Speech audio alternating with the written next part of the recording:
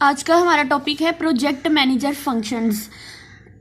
ये टॉपिक बहुत ज़्यादा इम्पोर्टेंट है हमारे पास, लॉन्ग वाइज भी और शॉर्ट वाइज भी। अब देखिए प्रोजेक्ट मैनेजर फंक्शंस क्या होते हैं। मैनेजर के कोई ना कोई जो काम परफॉर्म करता है, जो प्रोसेस वो परफॉर्म करता है, वो सारे के सारे उसके फंक्शंस ही होते हैं।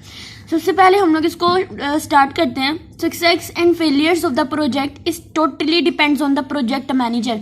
हमारे प्रोजेक्ट की जो सक्सेस होती है और जो भी उसके फेलियर्स होते हैं, यानी कामयाबी और नाकामी जो है, वो टोटली हमारे प्रोजेक्ट मैनेजर के ऊपर डिपेंड करती है। अब यहाँ पे there are 5 journal accepted project manager function that will affect the success or failure of simulation project। अब यहाँ पर तकरीबन 5 एक्सेप्टेड प्रोजेक्ट मैनेजर फंक्शंस हैं जो कि हमारे प्रोजेक्ट की, सिमुलेशन प्रोजेक्ट की सक्सेस और फेलियर्स पे इफेक्ट करेंगी। सबसे पहला आ जाता है हमारे पास प्लानिंग, उसके बाद आता है organisation, monitoring, directing and controlling. ये 5 प्रोजेक्ट मैनेजर के फंक्शंस हैं और ये पांचों के पांचों बहुत इंपॉर्टेंट हैं। अब इन पांचों के अंदर कुछ ना कुछ कोई ना कोई टास्क आते जाएंगे, कुछ ना कुछ प्रोसेसेस आते जाएंगे जो कि हमारे शॉर्ट वाइज क्वेश्चन में भी बहुत ज़्यादा इंपॉर्टेंट होते हैं। सबसे पहले आ जाता है planning. It is the first project manager function and ensure that a proper and effective plan is ready for our project. This process consist of work breakdown structure and Gantt chart. सबसे पहला task जो है या पहला function जो आ जाता है वो आ जाता है प्लानिंग। अब ये हमारे इसमें क्या होता है कि हमारे प्रोजेक्ट के लिए प्रोजेक्ट मैनेजर को एक प्रॉपर और एक इफेक्टिव प्लान जो है वो रेडी करना चाहिए। अब ये वाला प्रोसेस जो होता है, ये वाला फंक्शन जो होता है, 2 प्रोसेस के ऊपर कंसिस्ट करता है। एक है वर्क ब्रेकडाउन स्ट्रक्चर और एक आ जाता है Gantt chart. Work breakdown structure की हम लोग अगर बात करें तो वर्क ब्रेकडाउन स्ट्रक्चर जो है is an important technique in project management that divide the project into manageable pieces। Work breakdown structure जो है वो हमारे प्रोजेक्ट मैनेजमेंट में एक इम्पोर्टेंट टेक्निक है जो कि प्रोजेक्ट को मैनेजेबल पीसेस में डिवाइड करता है। This is a process of hierarchical decomposition in which the project's major task deliverables are divided into smaller, more manageable components। अब ये क्या है? ये एक hierarchical decomposition है, यानी तहकीकाती तौर पे जो तज्जिया करते हैं हम लोग जो, ठीक है, उसके लिए ये हमारे पास एक hierarchical decomposition है और का प्रोसेस है जिसमें प्रोजेक्ट को मेजर टास्क और डिलीवरेबल्स को स्मॉलर, मोर मैनेजेबल कंपोनेंट्स में डिवाइड किया जाता है। अब मैं आपको स्टेप बाय स्टेप समझाने की कोशिश करती हूँ कि वर्क ब्रेकडाउन स्ट्रक्चर जो है वो कैसे बनाया जाता है। इसके अंदर है तकरीबन हमारे पास 7 स्टेप्स हैं।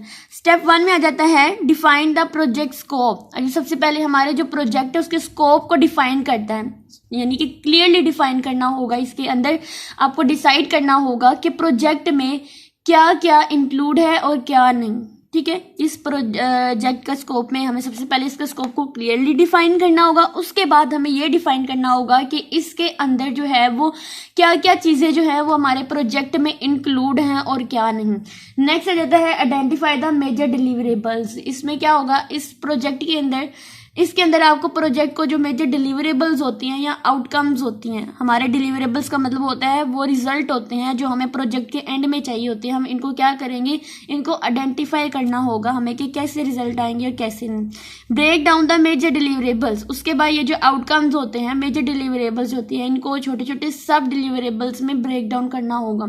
फॉर एग्जाम्पल अगर आपका प्रोजेक्ट को है जो कोई सॉफ्टवेयर डेवलपमेंट प्रोजेक्ट है, यानी आप कोई सॉफ्टवेयर बना रहे हैं, तो एक मेजर डिलीवरेबल्स क्या हो सकती हैं, इसके अंदर कोडिंग हो सकती है। आप कोडिंग को छोटे छोटे पार्ट्स के अंदर या सब डिलीवरेबल्स के अंदर जो है उसको डिवाइड कर सकते हैं। अब इसको ब्रेक डाउन किया जा सकता है ताकि टास्क में, जैसे कि यूजर्स इंटरफेस डिज़ाइन है, डेटाबेस है, डेवलपमेंट है, टेस्टिंग है, ये सारे के सारे प्रोसेस जो है इनको हम लोग ब्रेक डाउन कर देंगे, ठीक है। ये मेजर डिलीवरेबल्स को सब डिलीवरेबल्स के अंदर ब्रेक डाउन कर देंगे।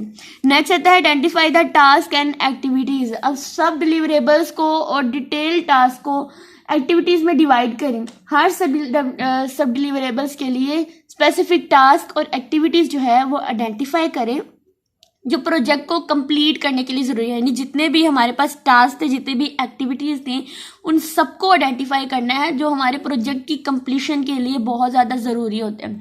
उसके बाद स्टेप नंबर 5 आ जाता है क्रिएट द WBS यानी कि अपने वर्क ब्रेकडाउन स्ट्रक्चर को क्रिएट करना।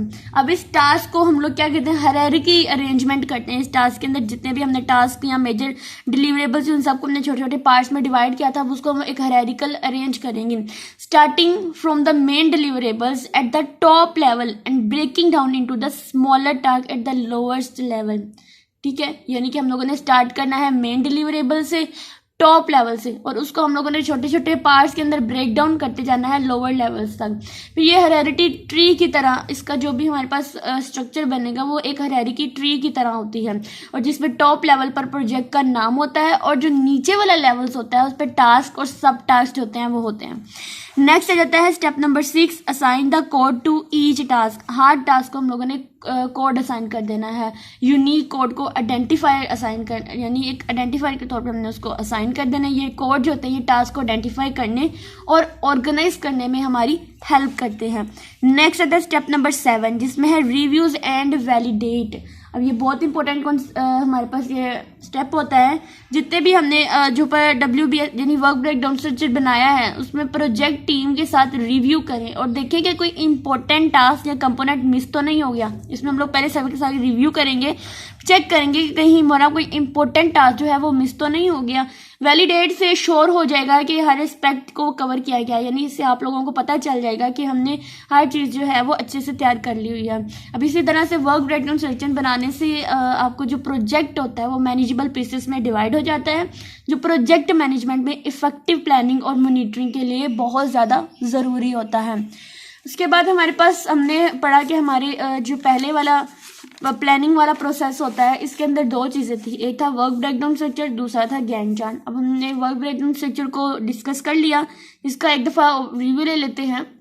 इसमें हम लोगों ने क्या किया कि हम लोगों ने इसको जितना हमारा जो प्रोजेक्ट था, सिमुलेशन प्रोजेक्ट था, उसको हम लोगों ने स्मॉल मैनेजेबल पार्ट्स के अंदर कर दिया डिवाइड। ठीक है, उसके बाद जो उसकी हायरार्किकल डिकम्पोजिशन थी उसे हमने जो प्रोजेक्ट के मेजर टास्क थे या डिलीवरेबल्स थी उसको हमने स्मॉलर और मोर मैनेजेबल कंपोनेंट्स के अंदर कर दिया डिवाइड। फिर हमने कहा कि वर्क ब्रेकडाउन स्ट्रक्चर को कैसे बनाते हैं, तो ये टोटल 7 स्टेप्स से जिस पे इंक्लूड करता था। स्टेप 1 था हमारे पास डिफाइन प्रोजेक्ट स्कोप, यानी हम लोगों ने सबसे पहले अपना जो भी प्रोजेक्ट का स्कोप था उसको क्लियरली डिफाइन करना था कि इसके अंदर क्या चीज़ इंक्लूड करनी है और क्या नहीं।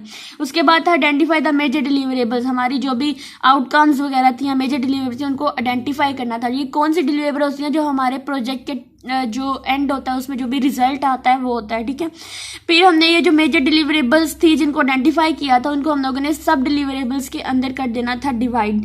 फिर हम लोगों ने जो टास्क और एक्टिविटीज़ थी अब इसको हम लोगों ने कर दिया सब डिलीवरेबल्स छोटे छोटे पार्ट्स के अंदर डिवाइड कर दिया। फिर हमने हर एक के अंदर जो भी टास्क या एक्टिविटीज़ देनी थी उनको आइडेंटिफाई करना था। फिर हमने अपना वर्क ब्रेकडाउन स्ट्रक्चर बनाना था, किस तरह से हम लोगों ने एक उसको हायरार्की ट्री की फॉर्म दे देनी थी जिसमें हमारा जो भी एक्टिविटीज़ वगैरह थी वो टॉप से स्टार्ट होनी थी और लोअर तक जानी थी। फिर हमारे पास assign code to each task, फिर हर टास्क को हम लोगों ने क्या करना था, कोड असाइन कर देना था। फिर रिव्यू करना था कि इसके अंदर कौन सी चीज़ें मिस हैं और कौन सी नहीं, और फिर वैलिडेट करके हमें इंश्योर हो जाएगा कि हमारा जो प्रोजेक्ट है वो बिल्कुल ठीक बना है। तो नेक्स्ट चलते हैं हम लोग अपने गैंट चार्ट की तरफ। गैंट चार्ट क्या होता है हमारे पास, बेसिकली हम लोगों ने इसके थोड़ा सा पहले भी आपने एक प्रोजेक्ट मैनेजर के कॉन्सेप्ट के अंदर पढ़ा था। तो गैंट चार्ट क्या होता था, एक हॉरिजेंटल बार चार्ट होता है हमारे पास जिसके हर बार जो है वो सीक्वेंस और जो ड्यूरेशन होती है डिफरेंट टास्क की उसको रिप्रेजेंट कर रहा होता था, और जो पोजीशन होती है बार्स की वो क्या होती है, वो टाइमलाइन को इंडिकेट कर रही होती हैं। चलो इसको हम लोग अब पढ़ना स्टार्ट करते हैं। गैंट चार्ट क्या is a graphical representation use in the project management. ये एक ग्राफिकल रिप्रेजेंटेशन है जो कि हमारे प्रोजेक्ट मैनेजमेंट के अंदर यूज की जाती है। ये चार्ट जो है, ये गैंट चार्ट जो होता है ये प्रोजेक्ट के टास्क, एक्टिविटीज़ और जो भी माइलस्टोन्स होते हैं उसको विजुअल फॉर्म में दिखाता है, यानी हमें ये ग्राफिकली तौर पर ही दिखाता है। उनका स्टार्ट और एंड डेट के साथ जो है हमें रिप्रेजेंट करता है कि उसकी स्टार्टिंग डेट क्या आती है और एंडिंग डेट क्या आती है। अब गैंट चार्ट प्रोजेक्ट स्केड्यूल को ईजिली समझने और मॉनिटर करने में हेल्प करता है हमारे पास। फिर हम लोगों ने पढ़ा Gantt chart is a horizontal bar chart on which each bar represent the sequence and durations of different tasks, and the position of the bars on the timeline indicate the start and end dates of the our task and activity। यानी Gantt chart क्या है, हमारे पास एक horizontal bar chart है जिसका हर बार जो है वो सीक्वेंस और जो ड्यूरेशन होती है उसको शो करा रहा होता है डिफरेंट टास्क की, ठीक है। हर बार के ऊपर याद रखना, हर बार के ऊपर डिफरेंट टास्क होते हैं और हर टास्क के ऊपर हम लोग हर बार जो होता है वो उसके जो भी सीक्वेंस होता है, जो भी ड्यूरेशन होती है उसको रिप्रेजेंट कर रहा होता है। और इसकी जो पोजीशन होती है ऑफ द बार्स की जो पोजीशन होती है क्या टाइमलाइन को इंडिकेट कर रही होती है कि स्टार्ट कहाँ से हो रहा है और एंड की स्टेट पे हो रहा था। नेक्स्ट हमारे पास this visual representation help the managers and team members see project progress and dependencies. अब ये ही विजुअल रिप्रेजेंटेशन होती है हमारे मैनेजर्स की हेल्प करती है कि वो इसको देखें कि किस तरह से हमारे पास जो है हमारा प्रोजेक्ट है उसकी प्रोग्रेस किस तरह से हो रही है, किस किस चीज़ों पे वो डिपेंड कर रहा है।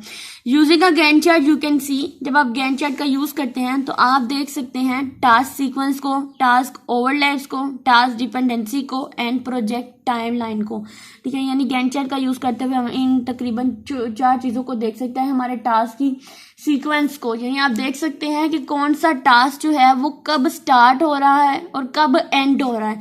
टास्क ओवरलैप का मतलब क्या होता है कि कुछ टास्क जो है वो ओवरलैप भी हो सकता है, मतलब कि एक टास्क शुरू होता है और उसके शुरू होते ही ये अभी ख़त्म नहीं होता कि दूसरा भी शुरू हो जाता है, तो ये क्या होता है ओवरलैपिंग हो जाती है। फिर आ जाता है टास्क डिपेंडेंसी, ये दिखाता है कि कौन सी एक्टिविटीज़ किसी और एक्टिविटी को कंप्लीट होने के बाद स्टार्ट होगी, यानी कि एक एक्टिविटी के कंप्लीट होने के बाद कौन सी एक्टिविटी ने स्टार्ट होना है, इसको हम टास्क डिपेंडेंसी के अंदर देखेंगे। फिर प्रोजेक्ट टाइमलाइन है, ये दिखाता है कि प्रोजेक्ट का जो ओवरऑल टाइमलाइन होता है कैसा होगा और क्या किस में मतलब कौन से टाइम में कौन सी एक्टिविटीज़ होगी। टाइमलाइन में तो ये होता है कि कौन सी टास्क में कौन सी एक्टिविटी होगी, सीक्वेंस में आता है कि कौन सा टास्क पहले स्टार्ट हुआ है और उसके बाद किसने होना है। ओवरलैप में आ जाता है कि एक टास्क के खत्म होता नहीं कि दूसरा भी स्टार्ट हो जाता है। डिपेंडेंसी में होता है कि एक टास्क के खत्म होने के बाद किस टास्क ने आना है, किस एक्टिविटी आना है, वो हमारी टास्क डिपेंडेंसी के अंदर आ जाता है। तो ये था हमारे पास हमारे प्रोजेक्ट मैनेजर का सबसे पहला फंक्शन प्लानिंग, जिसके अंदर हम लोगों ने 2 चीज़ों को पढ़ा, वर्क ब्रेकडाउन स्ट्रक्चर और गैंट चार्ट। और मैं ये भी आप लोगों को एक्सप्लेन कर दूं कि प्लानिंग के अंदर हम लोगों ने पढ़ा था कि एक प्रॉपर प्लान तैयार होना चाहिए। तो वर्क ब्रेकडाउन स्ट्रक्चर और गैंट चार्ट ये तकरीबन हमारे प्लान को ही रिप्रेजेंट कर रहे होते हैं, पूरे का पूरा हमारे कॉन्सेप्ट एक पूरा प्लान तैयार कर रहे होते हैं कि हमने अपने प्रोजेक्ट को किस तरह से स्टार्ट करना है, किस तरह से एंड करना है, इसके अंदर किन चीज़ों को डिवाइड करना है, किन किन चीज़ों को नहीं।